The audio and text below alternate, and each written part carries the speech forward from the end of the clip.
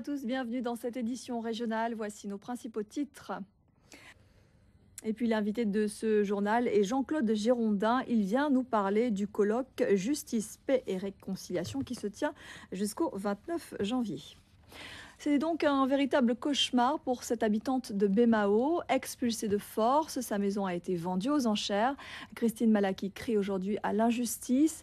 La société de crédit qui lui a consenti le prêt a entamé une procédure sans qu'elle en soit avertie. Aujourd'hui, elle se bat contre le crédit foncier. Elle a le soutien d'un collectif qui dénonce les pratiques de cette banque. Emmanuel Gombaud, Olivier Duflot. Cet accident en début d'après-midi sur la route du Lamentin, sans gravité. Les entreprises guadeloupéennes du bâtiment et des travaux publics ne décolèrent pas face à la concurrence européenne.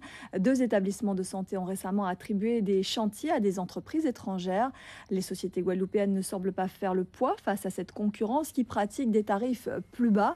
Les professionnels du secteur se sont encore réunis ce matin. Ils se préparent à riposter. Le reportage de Yasmina Yakou et Jean-Marie Mavounzi. Le prix des repas de la restauration scolaire va baisser à Pointe-à-Pitre. Une bonne nouvelle pour les parents d'élèves.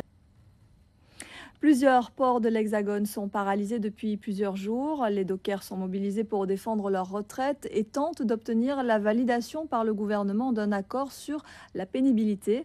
Les effets de ce mouvement commencent sérieusement à se faire sentir en Guadeloupe. Transitaires ou encore chefs d'entreprise sont de plus en plus inquiets. Le reportage de Ludivine Guillolet et de Ludovic Guédu. En bref, Jacques Gillot, le président du Conseil général, était en visite à Trois-Rivières aujourd'hui. Il s'agissait pour l'exécutif départemental d'aborder aux côtés du maire et du conseiller général du canton les grands chantiers qui bénéficieront de l'accompagnement de la collectivité sur le territoire de la commune, et notamment les travaux routiers, la gestion du port de pêche et du commerce du bord de mer et l'organisation des rencontres d'art et d'histoire à Trois-Rivières.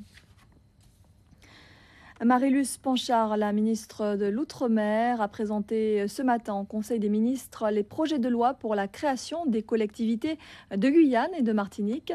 Ces 2 nouvelles collectivités verront le jour au plus tard fin décembre 2012. Une simplification administrative issue du choix des Guyanais et des Martiniquais après la consultation de janvier 2010. Le reportage de nos confrères d'Outre-mer Première. En bref, en Haïti, le parti du pouvoir a annoncé avoir officiellement décidé de retirer la candidature de son candidat Jude Célestin à la présidence du pays. Le candidat, lui, n'a pas confirmé son retrait et sa signature n'apparaissait pas sur le document. Je vous rappelle que le 2e tour des élections en Haïti n'a toujours pas eu lieu. Le colloque sur les aires marines protégées se poursuit au Gosier. Il réunit des spécialistes du milieu marin venus de toute la Caraïbe. En marge de cette rencontre organisée par le Parc national, les élèves de l'école primaire de Morne-Zizi de Sainte-Rose ont été reçus par les représentants du parc et du rectorat. Ils ont remporté le concours de journalistes en herbe à la rencontre du Lamentin, un concours qui s'inscrit dans le cadre du projet de réinsertion du Lamentin dans nos eaux guadeloupéennes. À la clé pour les lauréats, un voyage à Miami à la rencontre du mammifère marin. Le reportage de Christelle Théophile et Ronnie Maletti. Justice, paix et réconciliation. Il s'agit de ce grand colloque qui a débuté le 21 janvier et qui propose des débats, des spectacles, mais aussi une exposition sur ce thème et qui se veut fédérateur. Il est à l'initiative des protestants de Guadeloupe. Nous accueillons ce soir sur ce plateau le directeur du projet, Jean-Claude Girondin. Bonsoir. Bonsoir. Merci beaucoup d'être avec nous. Alors, est-ce que Martin Luther King, en 2011, reste pour vous la référence? Ensemble. Alors, comment convaincre tous ceux qui ne sont pas protestants de se joindre à vous pour ces journées? Il ne s'agit pas là d'un rassemblement religieux. Comment réformer la société guadeloupéenne? Est-ce qu'un colloque peut servir de déclic? En quoi il peut faire avancer le débat? Alors, vous dites qu'il faut plus que jamais s'engager comme artisan de la paix et de la réconciliation. Je reprends vos propos.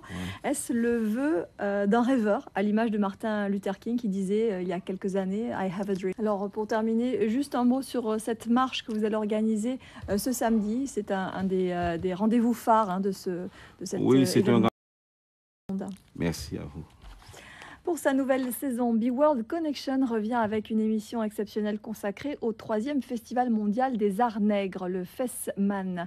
44 ans après la première édition, initiée par Aimé Césaire et Léopold Sédar Senghor, les Africains du continent et de la diaspora se sont donné rendez-vous au Sénégal au mois de décembre dernier.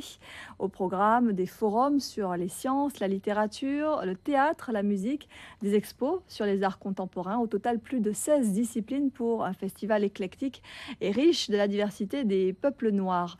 Brother Jimmy et l'équipe de B-World Connection sont allés à la rencontre des organisateurs et des acteurs de ce festival pour vous faire vivre cet événement. Ce sera ce soir. En attendant, en voici un extrait. Voilà, c'est tout à l'heure. Un peu de sport à présent et on parle d'arts martiaux. Gros plan ce soir sur une discipline très pratiquée dans l'Hexagone, l'aïkido, qui compte 80 000 licenciés, autant qu'au Japon. Chez nous, ce sport se développe discrètement. La Ligue régionale organise depuis lundi un stage avec Christian Tissier, un grand maître 7e dan. Ori Ménel et Ronnie Maletti ont assisté à une séance d'entraînement au centre culturel du Rézé, aux Abîmes.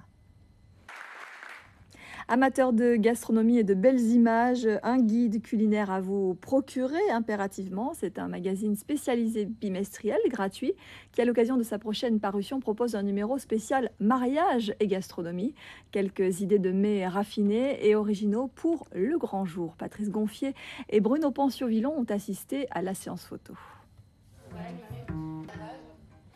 Musique maintenant avec ce rendez-vous qui devrait rassembler tous les fans de Zouk. Le grand méchant Zouk fêtera ses 20 ans les 17 et 18 juin au Zénith de Paris. Pour cet anniversaire, le musicien Jacob Desvarieux réunira la plupart des anciens du Zouk pour une fête qui devrait rester dans les annales et qui crée déjà le buzz sur Internet. Le reportage de Timothy Myrtil. Le grand méchant Zouk est de retour. Voilà, c'est la fin de cette édition. Merci à vous de nous avoir suivis. Ne manquez pas, juste après ce journal, votre magazine en créole Tanda Caillou, présenté par Rémi Senneville. 20h35, le retour de B-World Connection au Festival des Arts Nègres au Sénégal, présenté par Brother Jimmy et toute son équipe. Et puis à 21h35, un téléfilm français, Une ombre derrière la porte. Demain, vous retrouverez à 13h Sophie Vingada Salon.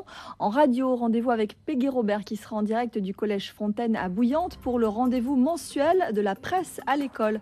Nous, on se retrouve comme chaque soir à 19h30. D'ici là, passez une très belle soirée sur Guadeloupe Première. Chez toi, tu sais que j'ai du bon compas, mélangé hip-hop raga. Je vais faire la fête avec toi, je t'invite à boire un chocolat. Tu sais que j'ai du bon compas, mélangé hip-hop raga. Je veux faire la fête avec toi, chez moi ou chez toi. Ha ha ha